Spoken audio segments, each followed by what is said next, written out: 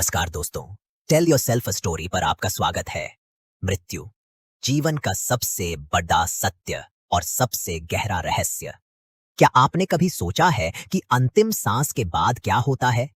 जब यह शरीर शांत हो जाता है तो हमारी चेतना, हमारी आत्मा कहाँ चली जाती है?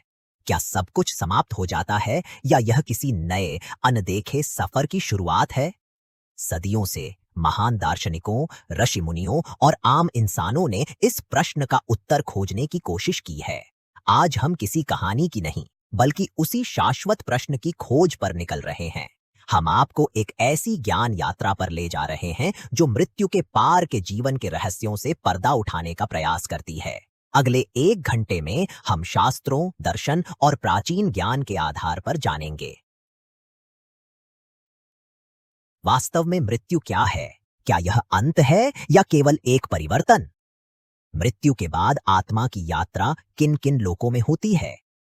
स्वर्ग और नरक की अवधारणा क्या है?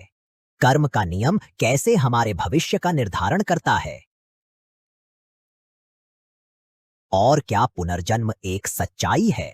तो अपने मन को शांत कर लीजिए, एक शांत कोने में बैठ जाइए और इस ज्ञान यात्रा के लिए तैयार हो जाइए जो शायद जीवन को देखने का आपका नजरिया बदल दे।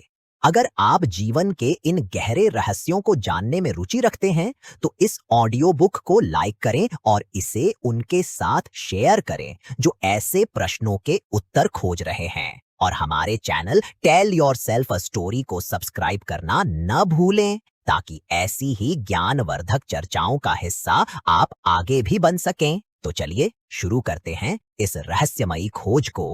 मृत्यु और स्वर्ग के पश्चात आत्मा का क्या होता है? भाग 8। मृत्यु की प्रकृति और आत्मा की तत्काल यात्रा। प्रस्तावना: मृत्यु के रहस्य का अनावरण।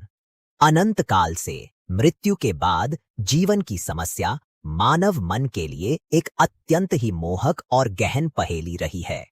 मनुष्य सदा से इस प्रश्न के चक्कर में पड़ा रहा है कि मृत्यु के आवरण के पीछे क्या छिपा है और देह त्यागने के बाद आत्मा का क्या होता है। प्रस्तुत पुस्तक, जैसा कि इसका नाम है, इसी गूढ़ विषय की विस्तृत विवेचना करती है और इस सदियों पुराने प्रश्न का समाधान प्रस्तुत करने का प्रयास करती है। लेखक स्वामी शिवानंद के अनुसार परलोक विद्या अर्थात मृतात्माओं और उनके निवास स्थानों का विज्ञान एक अत्यंत रोचक और रहस्यों से भरा विषय है। यह एक ऐसा रहस्यात्मक विज्ञान है जो छुपे हुए आश्चर्यों से परिपूर्ण है और इसका गहरा संबंध छांदोग्योपनिषद में वर्णित पंचाग्नि विद्या से है, जो आत्मा के आवागमन के चक्र को समझाती है। इतिहास इस बात का साक्षी है कि न जाने कितने ही विलक्षण वस्तुओं का आविष्कार करने वाले वैज्ञानिक, आश्चर्यजनक कार्य करने वाले शक्तिशाली सम्राट, ईश्वर भक्ति में लीन कवि, अद्भुत कलाकार और असंख्य ब्राह्मण, ऋषि तथा योगी इस पृथ्वी पर आए और समय के साथ चले गए। हर जिज्ञासु मन में यह प्रश्न उठता है कि वे सब कहाँ चले गए? क्या मृत्यु के उस पार भी उनका अस्तित्व है या वे केवल शून्य वायु में विलीन हो गए?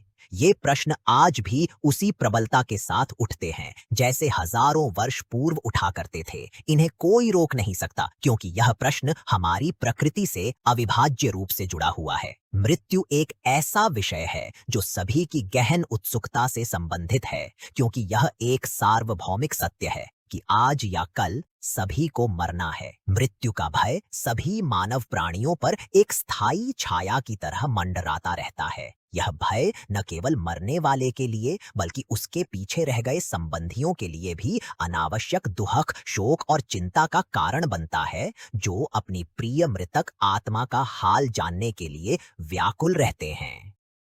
पश्चिम में भी इस प्रश्न ने वैज्ञानिक क्षेत्रों में बड़ी रुचि उत्पन्न की है और इस पर बहुत से परीक्षण किए गए हैं।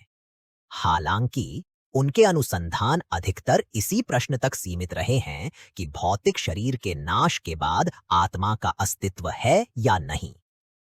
विज्ञान और आध्यात्मिक माध्यमों द्वारा प्रेतात्म जगत से संपर्क स्थापित करके आत्मा के अस्तित्व को तो साबित कर दिया गया है। लेखक का मानना है कि यह पुस्तक उस सामान्य धारा से भिन्न है। अधिकांश पुस्तकें प्रेतलोक या सूक्ष्म जगत के बारे में ही बात करती हैं, जो मृत्यु के बाद के अनेक अपार्थिव लोकों में से सिर्फ एक है। परंतु यह पुस्तक प्राचीन आधिकारिक धर्म ग्रंथों, ज्ञान, तर्क, गहन अध्ययन और व्यक्तिगत चिंतन से प्राप्त तथ्यों पर आधारित है। यह मरणोत्तर अस्तित्व के सभी पहलुओं पर एक ऐसा प्रकाश डालती है जो दूसरी पुस्तकों में पूर्ण रूप से उपलब्ध नहीं है। लेखक के अनुसार मृत्यु के विज्ञान को समझना मृत्यु के सभी भयों का नाश कर देगा और आपको अपनी आध्यात्मिक प्रगति में इसके महत्व को जानने योग्य बनाएगा। यह ज्ञान आपको मृत्यु को जीतने और अमरता प्राप्त करने का उचित तरीका खोजने के लिए प्रेरित करेगा। यह आपको तत्परता से ब्रह्म विद्या का अध्ययन करने और एक सच्चे प्रदीप्त ऋषि या गुरु की खोज करने के लिए प्रोत्साहित करेगा, जो आपको सही मार्ग दिखा सके और कैवल्य एवं ब्रह्म ज्ञान के रहस्यों को बता सके। एक योगी, ऋषि या एक सच्चे साधक को मृत्यु का भय नहीं रहता। मृत्यु तो उन लोगों से कांपती है जो निरंतर जप, ध्यान और कीर्तन में लगे रहते हैं। मृत्यु और उसके दूत भी उन तक पहुंचने का साहस नहीं कर सकते। भगवान कृष्ण भगवद गीता में कहते हैं, मेरी शरण में आने से ये महात्मा फिर जन्म को प्राप्त नहीं होते। जो दुख एवं मृत्यु का लोक है, वे परमानंद में मिल जाते हैं। एक पूर्ण ज्ञानी व्यक्ति कभी नहीं मरता, उसके प्राण कभी प्रस्थान नहीं करते, वे ब्रह्म में विलीन हो जाते हैं। मृत्यु पर विजय प्राप्त करना ही सभी आध्यात्मिक साधनाओं की उच्चतम उपयोगिता है। लेखक भीष्म, सावित्री और मार्कंडेय का उदाहरण देते हुए कहते हैं कि जिस प्रकार उन्होंने अपनी इच्छा शक्ति, सतीत्व शक्ति और भक्ति शक्ति से मृत्यु को जीत लिया था, उसी प्रकार तुम भी ज्ञान, भक्ति और ब्रह्मचर्य के बल पर मृत्यु पर विजय प्राप्त कर सकते हो। प्रारंभिक प्रार्थनाएं। मृत्यु के द्वार पर एक साधक का निवेदन। पुस्तक के आरंभ में ईशावास्योपनिषद से एक मरणोन्मुख उपासक की प्रार्थना दी गई है, जो मृत्यु के समय एक साधक की मनोदशा को दर्शाती है। साधक प्रार्थना करता है, हे पूषण, सत्य का मुख एक ज्योतिर्मय सुनहरे पात्र से ढका हुआ है। मुझ सत्य धर्मा को आत्मा की उपलब्धि कराने के लिए तू उसे उघाड़ दे। वह सूर्य से, जो जगत का पोषक, नियामक और प्रजापति का नंदन है, अपनी किरणों को समेट लेने की विनती करता है, ताकि वह उसके अतिशय कल्याणमय रूप को देख सके और यह अनुभव कर सके कि यह जो आदित्य मंडल में स्थित पुरुष है, वह मैं ही हूं।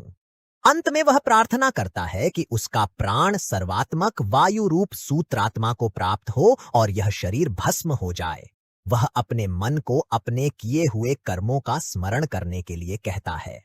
इसके बाद मृत्यु संस्तुति नामक कविता में मृत्यु को यम और ईश्वरीय नियमों का प्रणेता कहकर संबोधित किया गया है। उसे काल और धर्मराज कहा गया है। कवि कहते हैं कि मृत्यु ने ही पुराकाल में नचिकेता को आत्मविद्या की दीक्षा दी थी, लेकिन फिर वे घोषणा करते हैं कि उन्होंने काल और मन का अतिक्रमण कर लिया है। इसलिए अब उन्हें मृत्यु का भय नहीं है, क्योंकि वे मृत्यु की पहुंच से परे हो गए हैं। वास्तविक जीवन क्या है और वास्तविक मृत्यु क्या है नामक कविताएं जीवन के आध्यात्मिक और भौतिकवादी दृष्टिकोणों के बीच का अंतर स्पष्ट करती हैं। वास्तविक जीवन ईश्वर का पूजन, स्मरण, कीर्तन, बीमारों की सेवा, गुरु सेवा, ध्यान और आत्म साक्षात्कार है। इसके विपरीत वास्तविक मृत्यु गीता उपनिषदों का पाठ न करना, ईश्वर को भूल जाना, शरीर से ही तादात्म्य रखना और जुआ, मदिरापान, निंदा तथा काम क्रोध जैसे व्यसनों में लिप्त रहना है। जन्म तथा मृत्यु कविता में इन्हें माया का जादू और मन का खेल बताया गया है, जहां आत्मा जन्म रहित और मृत्यु रहित है और केवल शरीर का ही नाश होता है। प्रकरण 8 मृत्यु क्या है? इस प्रकरण में मृत्यु की दार्शनिक और आध्यात्मिक व्याख्या की गई है। सबसे पहली और सरल परिभाषा यह है कि इस स्थूल शरीर से जीवात्मा का अलग हो जाना ही मृत्यु कहलाती है। यह जीवन का अंत नहीं, बल्कि एक नए और श्रेष्ठतर जीवन का आरंभ है। यह पूर्णतर जीवन का एक प्रवेश द्वार है। जन्म और मरण इस संसार रूपी रंगभूमि में प्रवेश करने और बाहर जाने के दो द्वार मात्र हैं। वास्तव में न तो कोई आता है और न कोई जाता है, क्योंकि ब्रह्म जो शाश्वत सत्ता है, एकमात्र वही सत्य और विद्यमान है।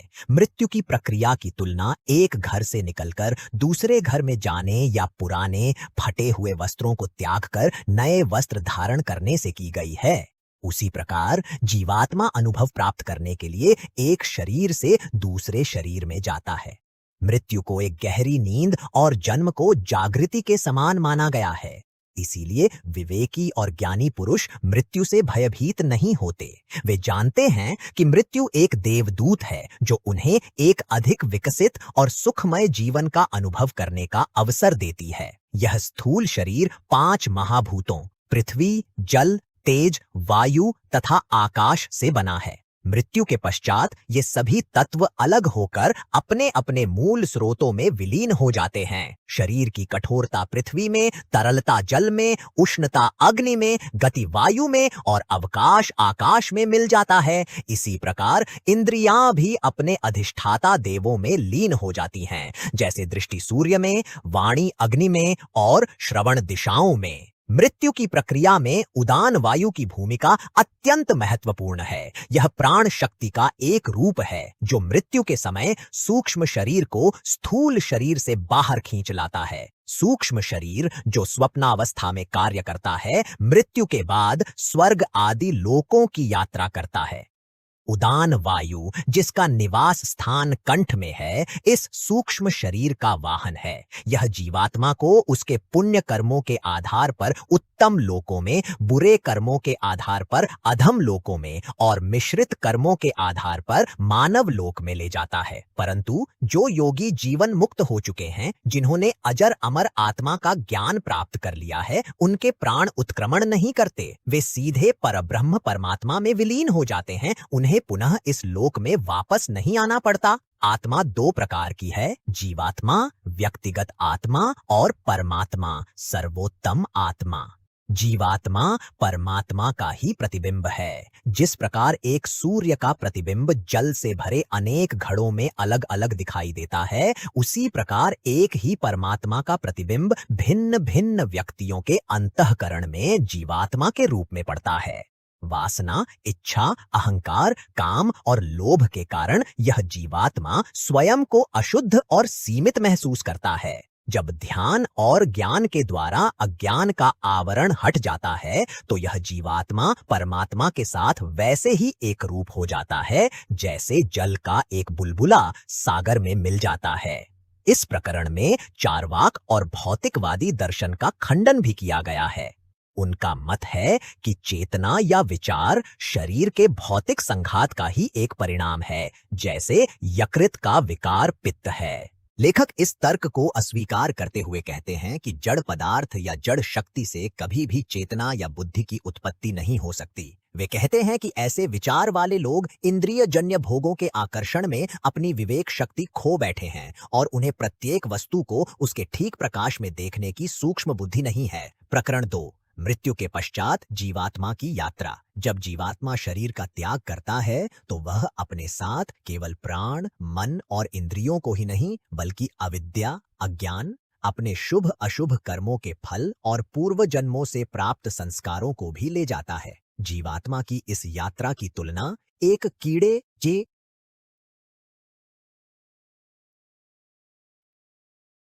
से की गई है, जो दूसरी घास पर अपने पांव टिकाकर ही पहली घास की पकड़ को छोड़ता है। इसी प्रकार जीवात्मा को भी वर्तमान शरीर छोड़ने से पहले अपने आने वाले शरीर का आभास हो जाता है। जो लोग पुण्य कर्म जैसे यज्ञ यागादि और दान धर्म करते हैं, वे मृत्यु के पश्चात पितृयान मार्ग, धूम्र मार्ग से चंद्रलोक को जाते हैं। यज्ञ में दी गई आहुतियां और तर्पण का जल एक सूक्ष्म अपूर्व का रूप धारण कर लेता है, जो जीवात्मा के साथ जुड़कर उसे स्वर्ग ले जाता है। वहां वे देवताओं के साथी के रूप में रहते हैं और उनके साथ स्वर्गीय सुखों का उपभोग करते हैं। जब उनके पुण्यों का क्षय हो जाता है, तब वे अपने बचे हुए संचित कर्मों के आधार पर पृथ्वी पर वापस आ जाते हैं। जीवात्मा की वापसी की यात्रा एक निश्चित क्रम से होती है, जैसा कि छांदोग्य उपनिषद में वर्णित है। चंद्रलोक से लौटता हुआ जीव पहले आकाश को, फिर वायु को, धूम्र धुएं को और फिर अभ्र का बादल को प्राप्त होता है। इसके बाद वह मेघ बनकर वर्षा के रूप में पृथ्वी पर आता है और धान, जौ, औषधि, वनस्पति आदि में प्रवेश करता है। जब कोई पुरुष उस अन्न को खाता है तो वह जीवात्मा उसके वीर्य का हिस्सा बन जाता है और अंततः स्त्री के गर्भ में प्रवेश कर अपने संचित कर्मों के अनुसार एक नया शरीर धारण करता है। अच्छे आचरण वाले जीव उत्तम योनियों, ब्राह्मण, क्षत्रिय, वैश्य में जन्म लेते हैं, जबकि बुरे आचरण वाले अशुभ योनियों, कुत्ते, सूअर, चांडाल को प्राप्त होते हैं। इसके विपरीत जो योगी और ब्रह्म के उपासक होते हैं वे देवयान मार्ग या अर्ची मार्ग से यात्रा करते हैं। यह प्रकाश का मार्ग है जो उन्हें अग्निलोक, वायुलोक, सूर्यलोक से होते हुए ब्रह्मलोक तक ले जाता है। इस मार्ग पर जाने वाले जीव को मोक्ष प्राप्त होता है और वह पुनः इस जन्म मृत्यु के चक्र में वापस नहीं आता। जो जीवन मुक्त महापुरुष हैं, वे इन दोनों मार्गों से परे हैं। उनके प्राण उत्क्रमण नहीं करते, वे सीधे ब्रह्म में विलीन हो जाते हैं। जो पापी होते हैं वे इन दोनों मार्गों से वंचित रह जाते हैं और तृतीय स्थान को प्राप्त होते हैं, जहां वे कीट पतंग आदि क्षुद्र योनियों में बार बार जन्मते और मरते रहते हैं। मृत्यु के तुरंत बाद आत्मा 10 दिनों तक अपने प्रिय और परिचित स्थानों में एक भूत के आकार में भटकती रहती है। इन 10 दिनों में पुत्र द्वारा दिए गए पिंडदान और जल से उसके सूक्ष्म शरीर के अंगों, मस्तक, आंख आदि का गठन होता है। 11वें दिन उसे पूर्ण आकार प्राप्त होता है और वह यमराज की सभा की ओर अपनी यात्रा आरंभ करता है। इस यात्रा में 1 वर्ष का समय लगता है और यह मार्ग अत्यंत कष्टदायक होता है। पुत्र द्वारा किए गए श्राद्ध कर्म जैसे छाते का दान, जूते का दान आदि इस यात्रा को सुगम बनाते हैं। 1 वर्ष बाद जब आत्मा यमराज की सभा में पहुंचती है, तब चित्रगुप्त उसे उसके कर्मों का लेखा जोखा सुनाते हैं और तब वह प्रेतत्व से मुक्त होकर पितृ की उच्च स्थिति को प्राप्त करता है। भाग 2, न्याय, परलोक और अन्य मतों की अवधारणाएं। प्रकरण 3, मृत्यु से पुनरुत्थान तथा न्याय। यह प्रकरण मृत्यु के बाद के जीवन से जुड़ी उन 3 मौलिक अवधारणाओं पर प्रकाश डालता है जो कई प्रमुख धर्मों की आधारशिला हैं। मृत्यु से पुनरुत्थान अर्थात कयामत, ईश्वर द्वारा प्रत्येक आत्मा का न्याय और उस न्याय के फलस्वरूप पुरस्कार अथवा दंड का विधान। लेखक के अनुसार ये सिद्धांत विशेष रूप से इस्लाम, ईसाई और पारसी धर्म में महत्वपूर्ण स्थान रखते हैं। पुस्तक में यह भी बताया गया है कि इन विचारों की ऐतिहासिक यात्रा रही है। यहूदी लोगों ने इस सिद्धांत को पारसी धर्म से ग्रहण किया था और तत्पश्चात उन्होंने ही इसे ईसाई तथा इस्लाम धर्म को प्रदान किया। इस विषय में एक दार्शनिक बहस यह है कि यह पुनरुत्थान केवल आत्मा का होता है या आत्मा और शरीर दोनों का। हालांकि सामान्य जन का दृढ़ विश्वास यह है कि कयामत के दिन कब्रिस्तान से आत्मा और शरीर दोनों ही पुनः जीवित हो उठते हैं। इस पर यह गहन प्रश्न उठता है कि जो शरीर नष्ट होकर मिट्टी में मिल चुका है वह पुनः कैसे उठ सकता है। इस जटिल समस्या का समाधान विभिन्न धर्मों ने अपनी अपनी तरह से प्रस्तुत किया है। इस्लाम धर्म की शिक्षाओं के अनुसार मोहम्मद साहब ने बताया है कि मानव शरीर का एक अंश, एक विशेष हड्डी ऐसी है जो कभी नष्ट नहीं होती। इसे अल अजीब कहते हैं। यह हड्डी एक बीज के समान है जो शरीर का मूल आधार है और इसी से नए शरीर की रचना होती है। मोहम्मद साहब के अनुसार कयामत के दिन ईश्वर 40 दिनों तक ऐसी वृष्टि करेंगे जिससे संपूर्ण पृथ्वी 12 हाथ ऊपर तक जलमग्न हो जाएगी।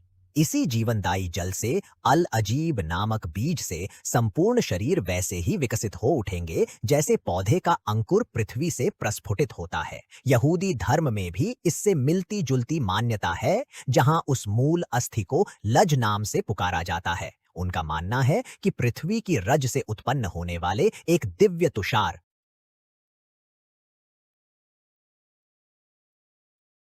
से यह शरीर पुनः विकसित होगा। पारसी धर्म ग्रंथ बुंदहेस में भी इसी प्रकार का प्रश्न उठाया गया है कि जिस शरीर को हवा ने उड़ा दिया हो या जिसे जल की तरंगों ने आत्मसात कर लिया हो, वह पुनः कैसे बन सकता है। इसका उत्तर उनके ईश्वर आरमज्द ने बड़े ही सुंदर और तार्किक ढंग से दिया है। वे कहते हैं, जब पृथ्वी में बोया हुआ बीज मेरे द्वारा पुनः उगता है और नवजीवन प्राप्त करता है, जब मैंने वृक्षों को उनकी जाति के अनुसार जीवन दिया है, जब मैंने बालक को मां के उदर में रचा है और जब मैंने मेघों को बनाया है जो पृथ्वी से जल सोखकर मेरी इच्छानुसार वर्षा करते हैं, तो क्या पुनरुत्थान का कार्य मेरे लिए दुष्कर है। स्मरण रखो कि इन सभी वस्तुओं की मैंने एक बार रचना की है, तो जो वस्तुएं नष्ट हो गई हैं, क्या मैं उनकी रचना पुनः नहीं कर सकता।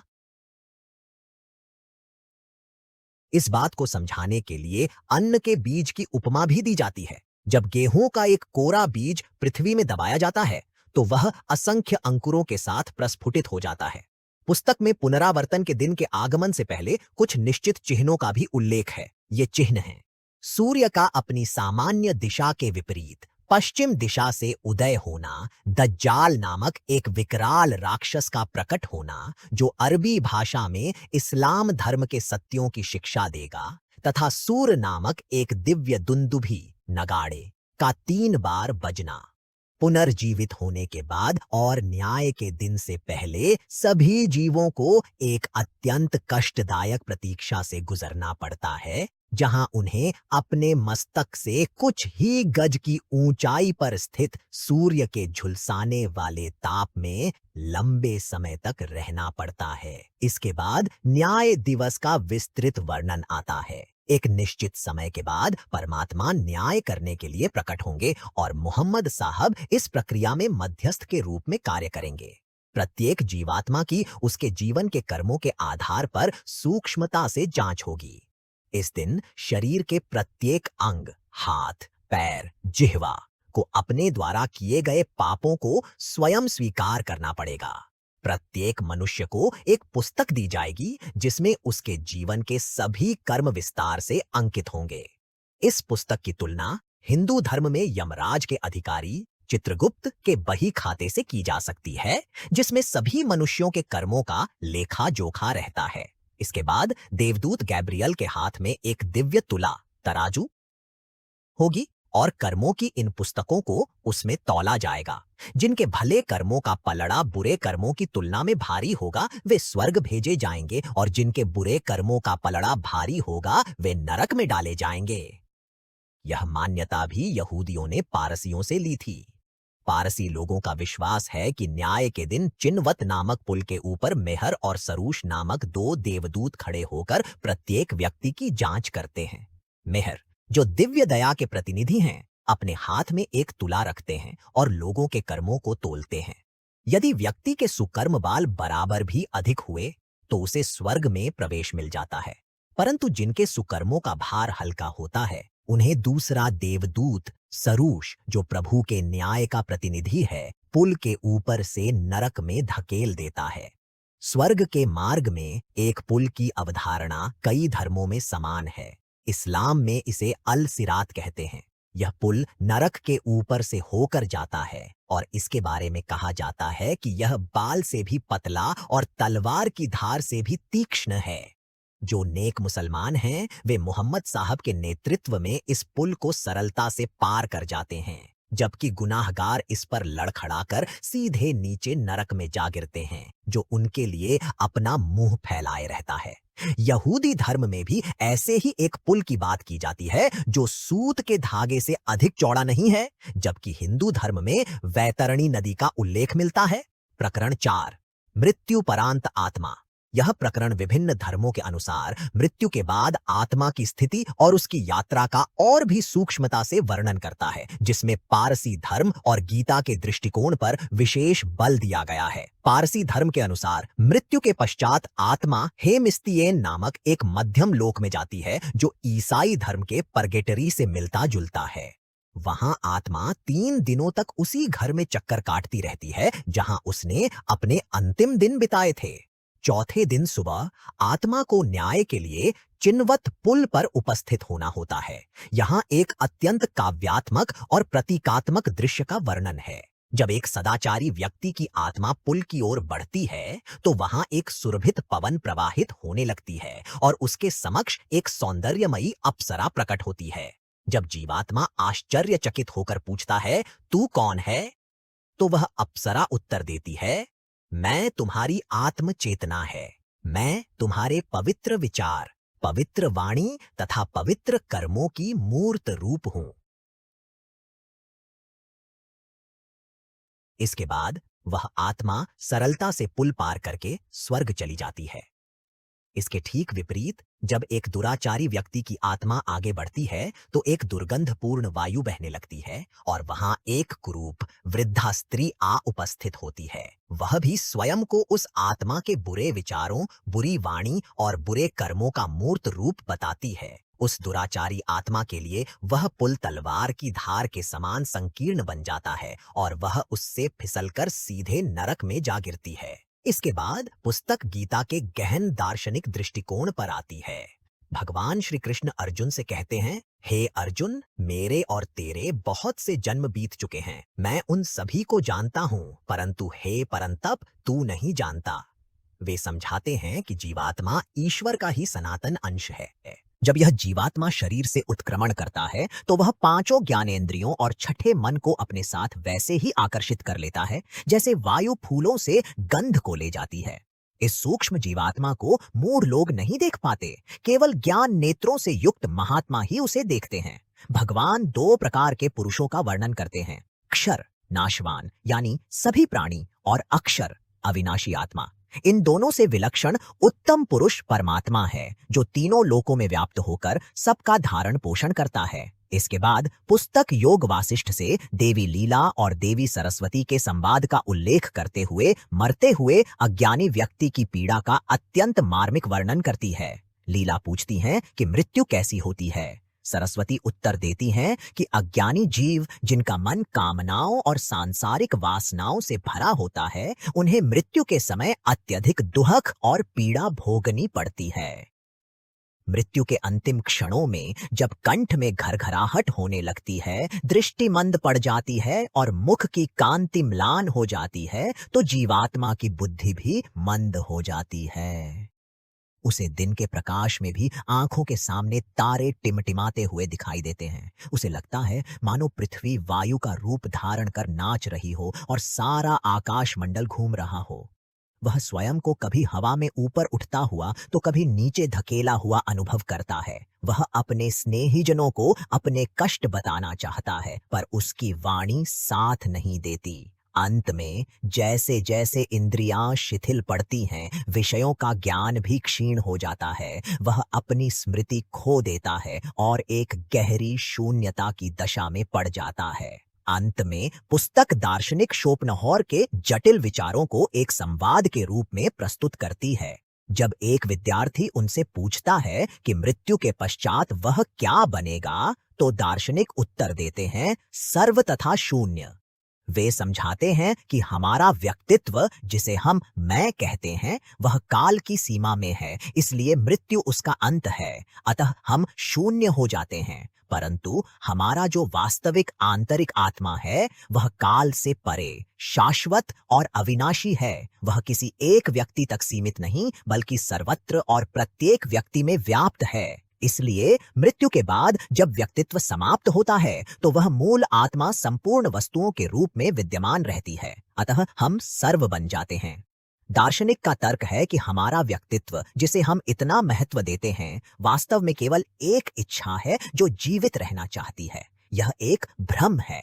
वास्तविक सत्ता उस शाश्वत अविनाशी अंश में है जो व्यक्तित्व के नष्ट होने के बाद भी बना रहता है। भाग 3, पुनर्जन्म का विस्तृत सिद्धांत। पुनर्जन्म का सिद्धांत एक दार्शनिक आधारशिला। यह प्रकरण पुस्तक के दार्शनिक हृदय यानी पुनर्जन्म के सिद्धांत की गहन और विस्तृत विवेचना करता है। लेखक स्वामी शिवानंद के अनुसार पुनर्जन्म का सिद्धांत केवल एक धार्मिक आस्था नहीं, बल्कि यह हिंदू तथा बौद्ध धर्म का एक महान और तार्किक स्तंभ है। जो मनुष्य इस महान सत्य में विश्वास नहीं करता, वह इन धर्मों के मूल मर्म को हृदयंगम नहीं कर सकता। यह सिद्धांत जीवन के उन सबसे जटिल और परेशान करने वाले प्रश्नों का एक संतोषजनक और तार्किक समाधान प्रस्तुत करता है, जिनका उत्तर भौतिक विज्ञान या सतही दर्शन नहीं दे सकता। मनुष्य क्यों इस पार्थिव शरीर से इतना चिमटा रहता है? जीवन के प्रति यह गहरी आसक्ति भूतकाल के अनुभवों और भविष्य में भी जीवन के अस्तित्व को बनाए रखने की प्रबल आकांक्षा को ही प्रमाणित करती है। जीवन में हम पग पग पर जो विषमताएं देखते हैं, वे हमें सोचने पर विवश कर देती हैं। कुछ जीव जन्म ग्रहण करते हैं और कुछ ही समय में शैशवावस्था में ही काल कवलित हो जाते हैं, जबकि कुछ अन्य प्राणी दीर्घ काल तक जीवित रहते हैं। ऐसा क्यों होता है? कोई व्यक्ति जन्म से ही अद्भुत मेधावी होता है, जबकि दूसरा मंदबुद्धि। कोई व्यक्ति स्वस्थ है तो कोई जन्म से ही रोगी। कोई धनी परिवार में जन्म लेता है तो कोई निर्धन। यदि इस सृष्टि के पीछे कोई नियामक शक्ति नहीं है, या यदि सब कुछ केवल एक आकस्मिक संयोग है, तो इस घोर विषमता का क्या कारण है? इन सभी प्रश्नों का एकमात्र संतोषजनक उत्तर पुनर्जन्म का सिद्धांत ही प्रदान करता है। लेखक समझाते हैं कि इस विश्व में एक अटल और सार्वभौम नियम है जो जीवन और मृत्यु का नियमन करता है, और वह नियम है कार्य कारण का नियम। यह नियम भौतिक जगत से लेकर आध्यात्मिक जगत तक हर स्तर पर लागू होता है। कर्म का नियम इसी कार्य कारण के नियम का आध्यात्मिक प्रतिरूप है। ईश्वर किसी प्राणी को दंड नहीं देता। मनुष्य स्वयं ही अपने कर्मों का फल भोगता है।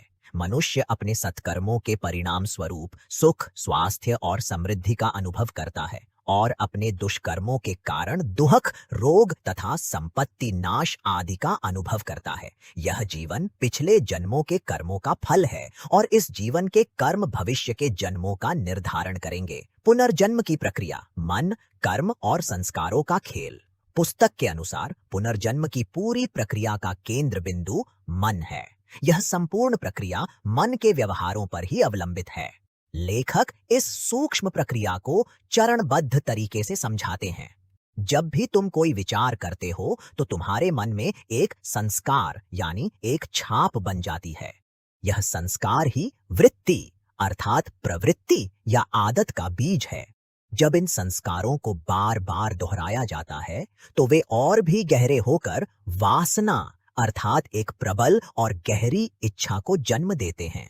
गीता का प्रसिद्ध कथन, जैसा तुम विचारते हो वैसा ही तुम बन जाते हो, यहाँ पूरी तरह से चरितार्थ होता है। मनुष्य अपने जीवन भर के विचारों और वासनाओं के कुल योग के अनुकूल ही अगला जन्म धारण करता है। प्रकृति के 3 गुण सत्व, रजस और तमस इस प्रक्रिया में महत्वपूर्ण नियामक भूमिका निभाते हैं। सत्व गुण, जो पवित्रता, ज्ञान और शांति का प्रतीक है, आत्मा को ऊपर की ओर यानी उच्च लोकों या सात्विक योनियों जैसे ज्ञानी भक्त में ले जाता है। रजस गुण, जो क्रिया, कामना और अशांति का प्रतीक है, आत्मा को मध्य में यानी मनुष्य लोक में ही रखता है, जहां वह कर्म और उसके फल के चक्र में फंसा रहता है। और तमस गुण, जो अज्ञान, आलस्य और जड़ता का प्रतीक है, आत्मा को अधःपतन की ओर ले जाता है, जिससे वह दुर्गुणों में आच्छन्न रहते हुए पशु पक्षी जैसी निम्न योनियों को प्राप्त होता है। इस प्रकार यह स्पष्ट हो जाता है कि मन ही मनुष्य के बंधन और मुक्ति का कारण है।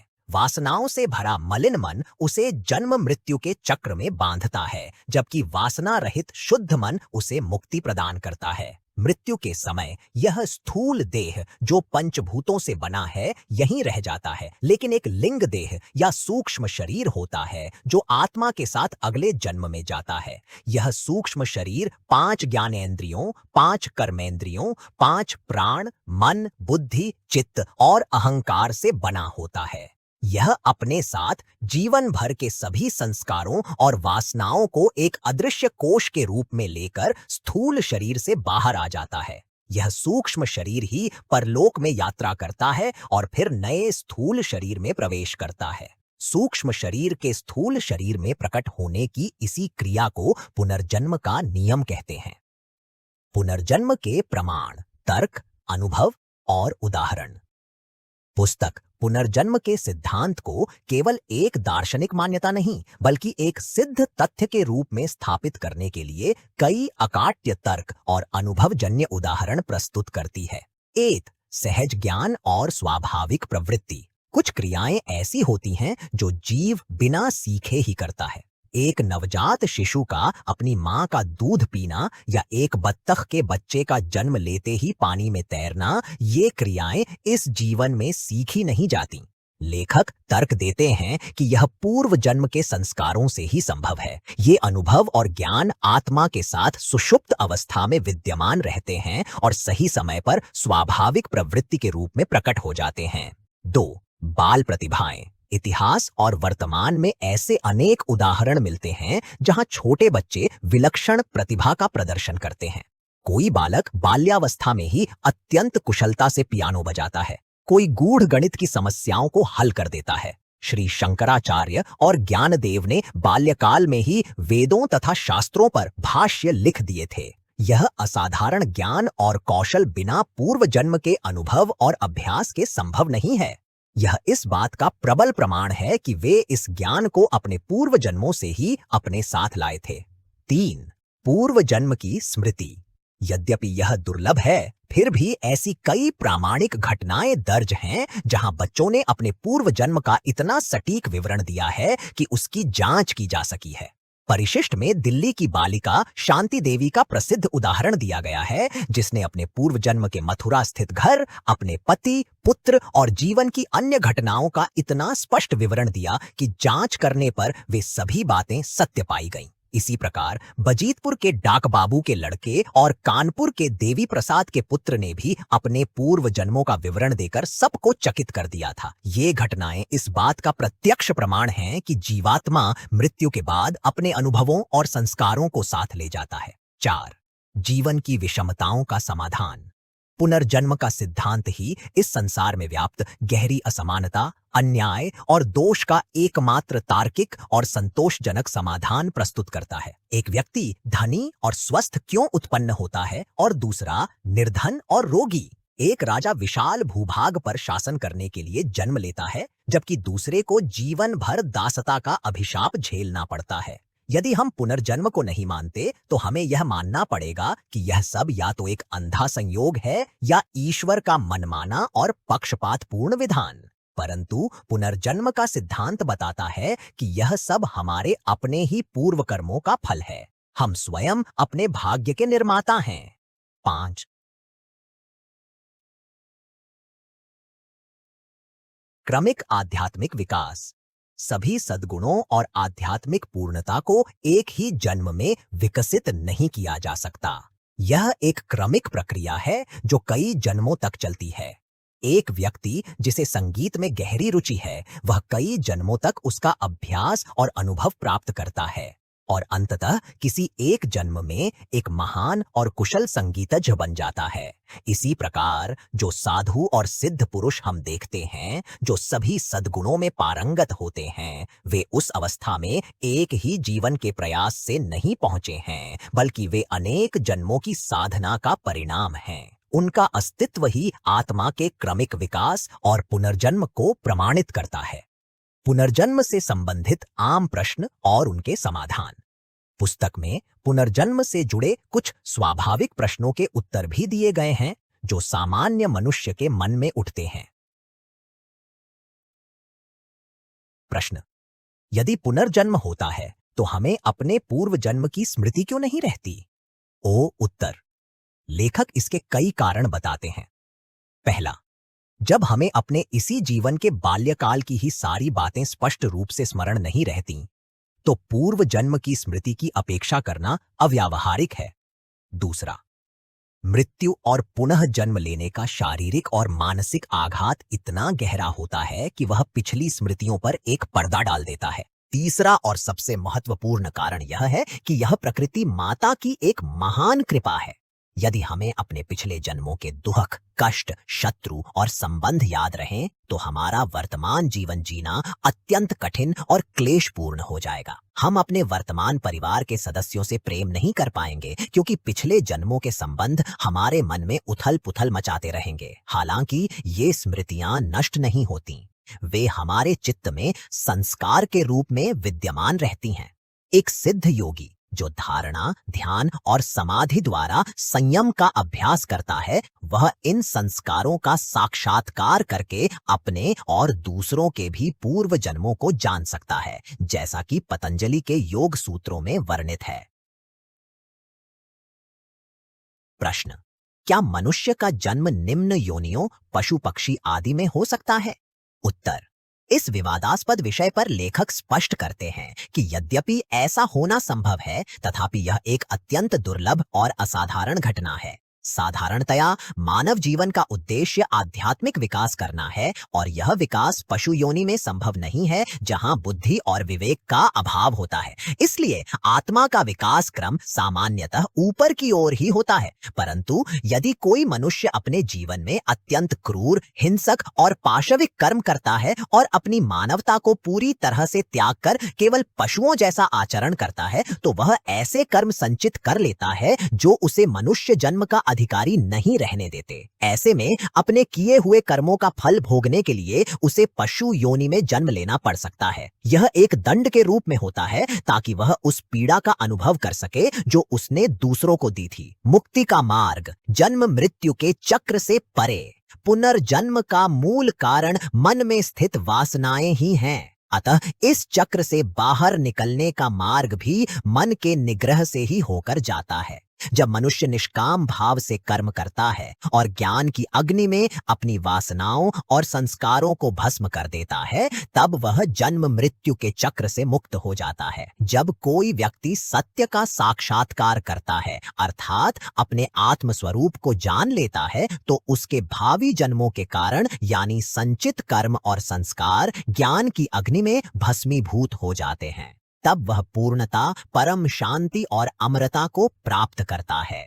वेदांत का यह आशावादी संदेश है कि निकृष्ट से निकृष्ट पापी के लिए भी आशा है, क्योंकि आत्मा का मूल स्वरूप नित्य शुद्ध है।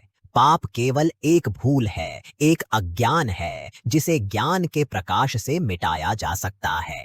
भाग 4: आध्यात्मिक लोक, श्राद्ध और मृत्यु पर विजय। प्रकरण 5: विभिन्न लोक। पुस्तक का यह महत्वपूर्ण प्रकरण मृत्यु के उपरांत आत्मा के संभावित गंतव्यों अर्थात विभिन्न लोकों की विस्तृत विवेचना करता है। लेखक के अनुसार मृत्यु के बाद आत्मा अपने कर्मों और वासनाओं के आधार पर भिन्न भिन्न लोकों में निवास करती है। 8. प्रेतलोक। यह उन आत्माओं का निवास स्थान है जिनका मन निम्न कामनाओं तथा तीव्र इंद्रिय सुख की वासनाओं से भरा होता है।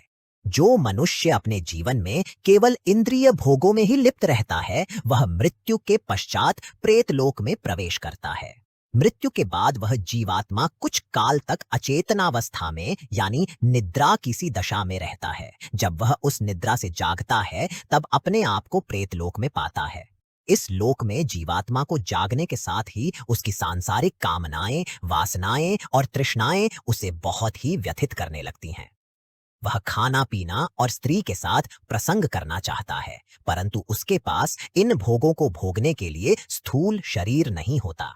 वहां वह एक कैदी की भांति रखा जाता है और अपनी भोग वासनाओं को तृप्त न कर सकने के कारण बहुत ही दुखित तथा पीड़ित रहता है।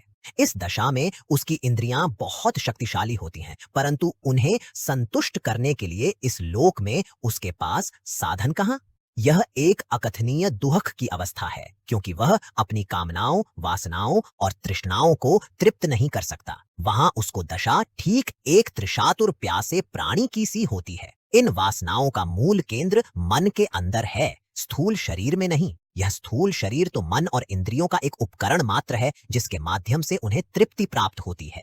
श्राद्ध क्रिया के द्वारा प्रेतलोक में पीड़ित जीवात्मा की सहायता की जा सकती है। श्राद्ध क्रिया जीवात्मा को कष्ट से मुक्ति प्रदान करती है और उसे वहां से स्वर्गलोक जाने में सहायता प्रदान करती है। श्राद्ध के अवसर पर पढ़े जाने वाले मंत्र बहुत ही शक्तिशाली स्पंदनों का सृजन करते हैं। ये स्पंदन जीवात्मा को वह बनाने वाले शरीर से टकराकर उसे ध्वस्त कर डालते हैं। लेखक चेतावनी देते हैं कि जिन लोगों ने अज्ञान, कुसंस्कारजन्य बुद्धि विकार, कुसंग अथवा कुशिक्षा इनमें से किसी भी कारण से श्राद्ध करना छोड़ दिया है, उन्हें चाहिए कि वे कम से कम अभी से श्राद्ध क्रिया करना आरंभ कर दें। यदि आप प्रेत लोक में प्रवेश करना और वहां के कष्ट सहन करना नहीं चाहते तो आपको अपने जीवन में ही बुद्धिमानी से आचरण करना चाहिए। इंद्रियों को नियंत्रित करें, नियमित तथा अनुशासित जीवन यापन करें, इंद्रियों को उपद्रवी न बनने दें और अति आहार का परित्याग करें। वशिष्ठ महर्षि के अनुसार प्रेत 6 प्रकार के होते हैं: साधारण पापी, मध्यम पापी, महापापी, सामान्य धर्मात्मा, मध्यम धर्मात्मा और उत्तम धर्मात्मा। इनमें से महापातकी प्रेतों में से कई तो 1 वर्ष पर्यंत घन पाषाण के तुल्य मृत्यु की मूर्छा की जड़ता का अनुभव करते रहते हैं।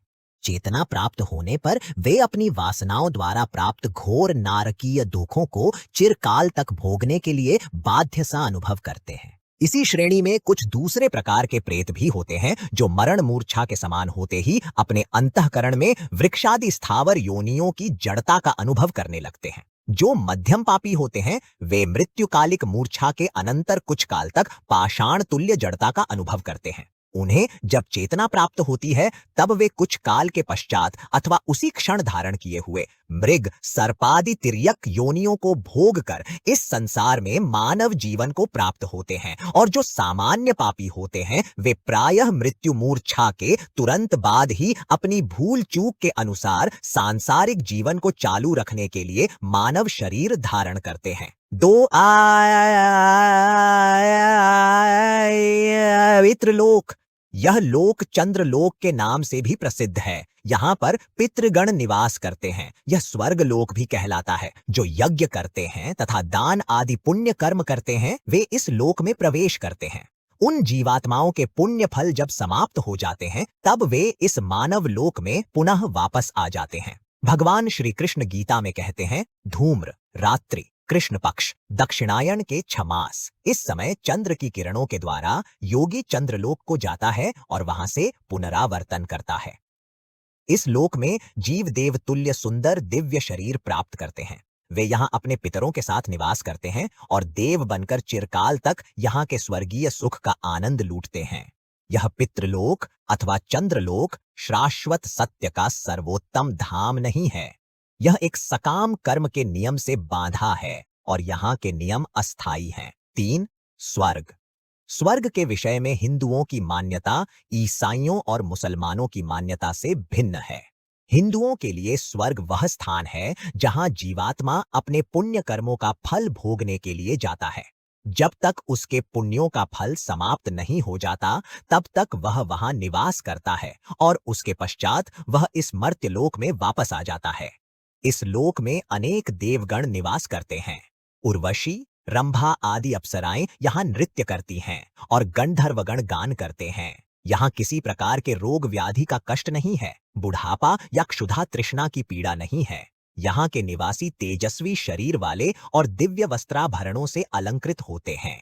स्वर्ग एक मानसिक लोक है। ईसाई, मुसलमान तथा पारसी लोगों के अनुसार स्वर्ग इंद्रियों के सभी प्रकार का भोग प्रदायक स्थान है। मुसलमानों की मान्यता में स्वर्ग एक रमणीय उद्यान है और उसमें जलस्रोत, निर्झर और सरिताएं प्रवाहित होती रहती हैं। वहां विशाल नेत्रों वाली मनोहर कुमारियां रहती हैं जिन्हें हूर कहते हैं। पारसी लोगों के स्वर्ग के नाम बिहिश्त और मिनू हैं। वे अपने इहलौकिक जीवन में जिन्होंने पूजा ध्यान किया होता है वे लोग देवदूत आजमत के रक्षण में यहाँ रहने वाली हुरान बिहिश्त के नाम से प्रसिद्ध अप्सराओं के साथ भोग विलास करते हैं। लेखक के अनुसार वेदांत का सिद्धांत स्वर्ग को कोई विशेष महत्व नहीं देता। वेदांत हमें शिक्षा देता है कि स्वर्ग दृश्यमान एवं क्षणभंगुर है। सच्चा साधक स्वर्ग सुख की कामना नहीं करता। 4. नरक। वेद वेदांत में नरक का कोई उल्लेख नहीं है। केवल पुराण ही नरक को यातना लोक की चर्चा करते हैं। पारमार्थिक दृष्टि से तो न स्वर्ग है और न नरक। यह सब केवल मन की कल्पना है। परंतु सांसारिक दृष्टि से तो नरक उतना ही सत्य है जितना कि यह भौतिक जगत। विवेकी व्यक्ति के लिए तो यह संसार भी नरक ही है।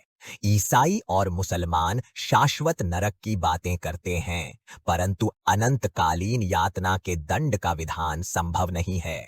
स्मृतिकारों ने विविध नरकों का तथा स्वर्ग के विविध सुख भोगों का बहुत ही गंभीर विवेचन किया है। याज्ञवल्क्य ने अपनी स्मृति में रौरव, महारौरव, कुंभीपाक, तामिस्र, अंधतामिस्र इत्यादि 21 नरकों के नाम दिए हैं। नरक लोक में तीव्र, उग्र तथा अन्य प्रकार के पाप करने वाले जीव एक निश्चित अवधि तक कष्ट भोगते हैं।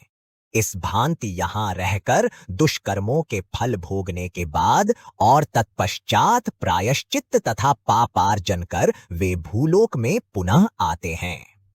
5. यमलोक का मार्ग।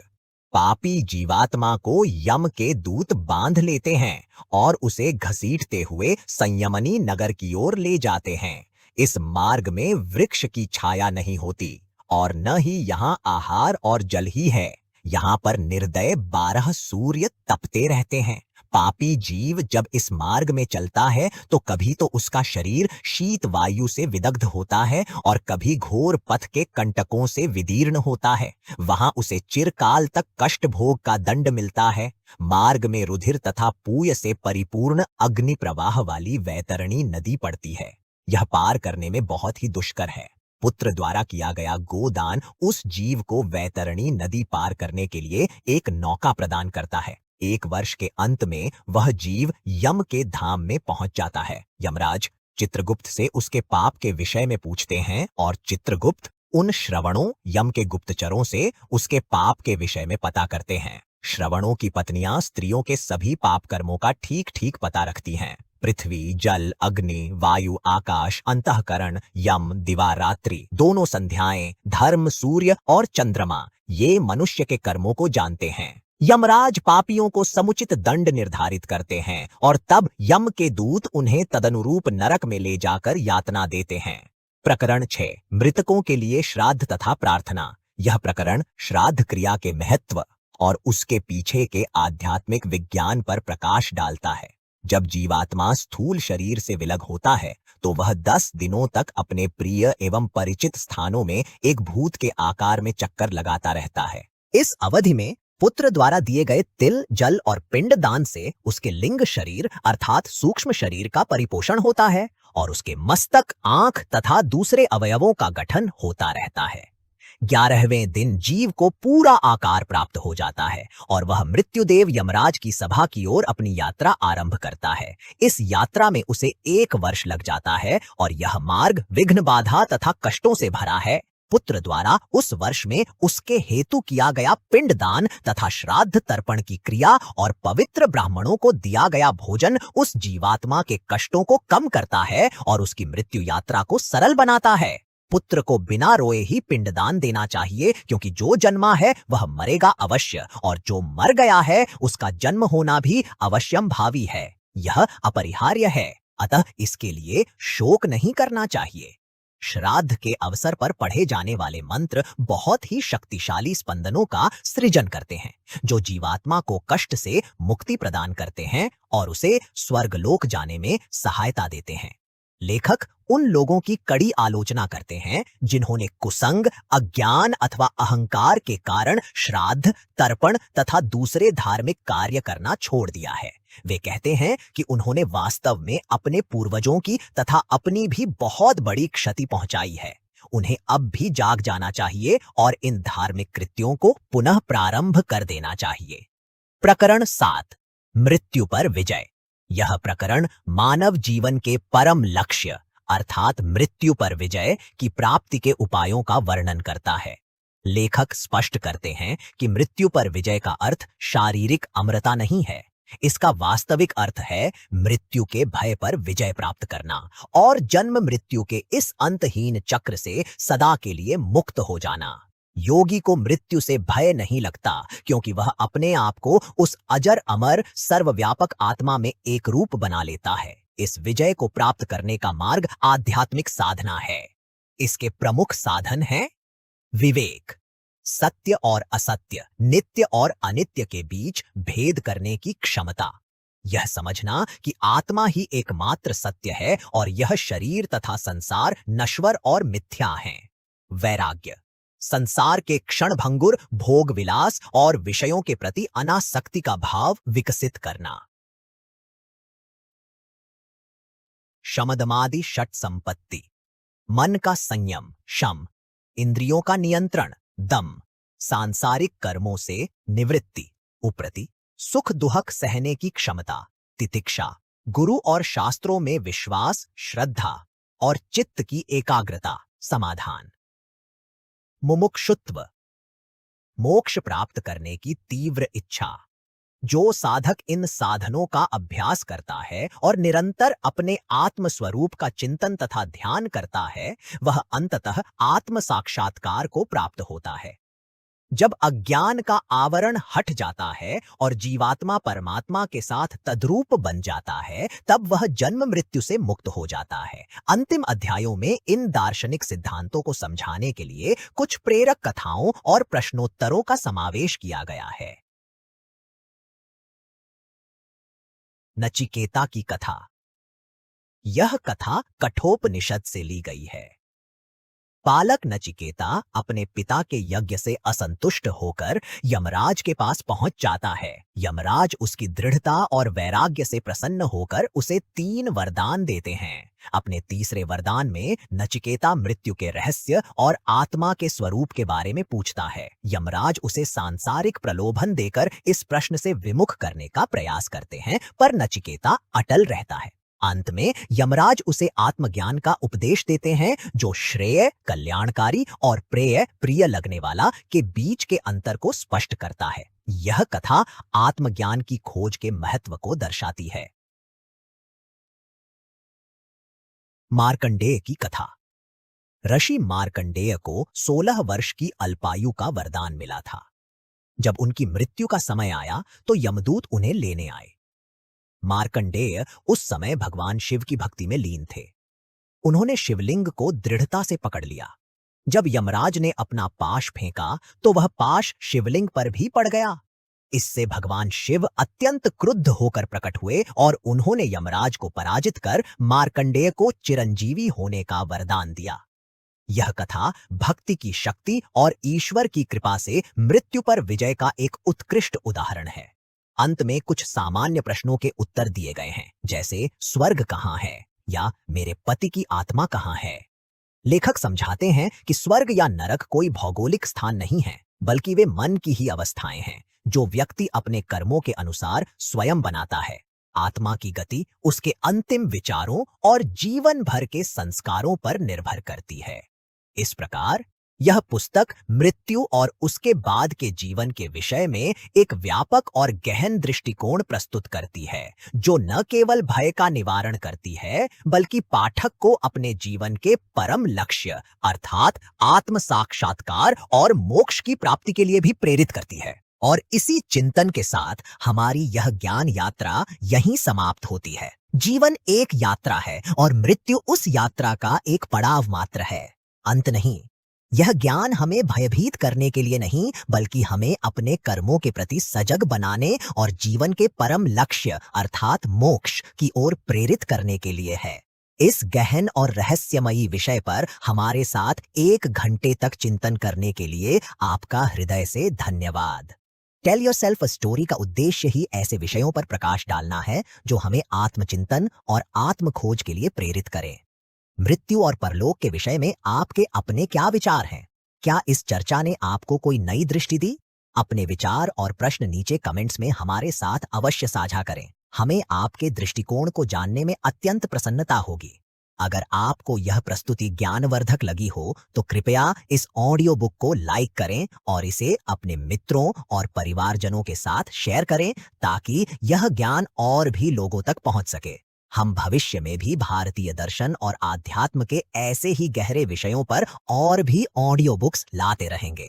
ऐसी और भी ज्ञान यात्राओं का हिस्सा बनने के लिए हमारे channel tell yourself a story को सब्सक्राइब करना और बेल आइकॉन दबाना न भूलें, ताकि हमारी कोई भी नई प्रस्तुति आपसे छूट न जाए।